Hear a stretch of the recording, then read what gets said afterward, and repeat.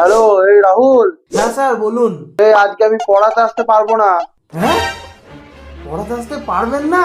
बेटा मन में लड्डू फूटा। কিন্তু স্যার আপনি কেন পড়াতে আসবেন না?